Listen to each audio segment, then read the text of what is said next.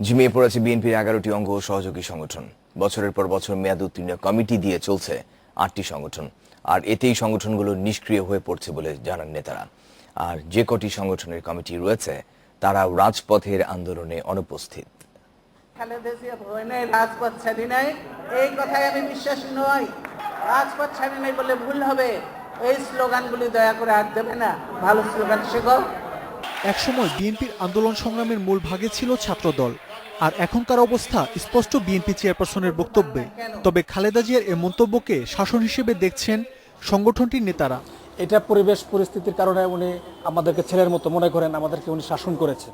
বিএনপির 11 সংগঠনের মধ্যে মেয়াদোত্তীর্ণ কমিটি দিয়ে চলছে ছাত্রদল। কমিটি গঠন প্রায় নিয়মিত হলেও প্রতিবারই পদ পদবি নিয়ে নিজেদের মধ্যে কোন্দলে জড়ায় সংগঠনটি।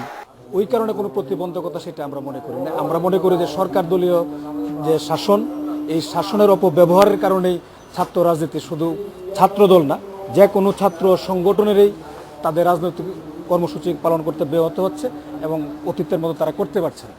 স্বেচ্ছাসেবক দল, মহিলা দল, শ্রমিক দলের আংশিক কমিটি হলেও পূর্ণাঙ্গ কমিটি শেষ হয়নি। সংগঠনকে নতুনভাবে সাজিয়ে তোলার জন্য যে একটা ওপেন একটা ইন্ডিপেন্ডেন্ট সিচুয়েশন দরকার, সেটা বর্তমানে নেই।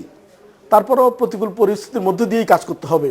বিগত আন্দোলন সংগ্রামে অনেকটা সক্রিয় থাকা যুবদলের কমিটির মেয়াদ শেষ হয়েছে 4 বছর আগে। মোয়াজ্জেম হোসেন আলাল সভাপতির পদ ছেড়ে দেওয়ার পর ভারপ্রাপ্ত সভাপতি দিয়ে চলছে সংগঠনটি। এদিকে ওলামা দলের কমিটির মেয়াদ শেষ হয়েছে 1 যুগ আগে, আর 1.5 যুগ ধরে একই কমিটি দিয়ে চলছে কৃষক দল। 2 বছরের 3 বছরের মেয়াদ, সেটি যদি করা সম্ভব হয় তো সংগঠন তো স্বাভাবিক কারণে এগোবে। যখন সেটা না হবে তো একটু দুর্বলতা থেকেই যাবে।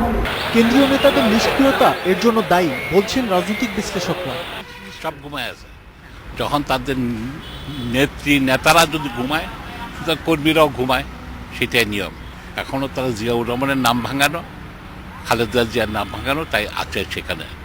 তবে বিএনপি ও অঙ্গ সংগঠনগুলোর নেতারা বলছেন দল গুছিয়ে খুব শিগগিরই দাবি আদায়ের আন্দোলনে রাজপথে নামবেন তারা। মাহমুদ শরীফ, ইন্ডিপেন্ডেন্ট নিউজ, ঢাকা।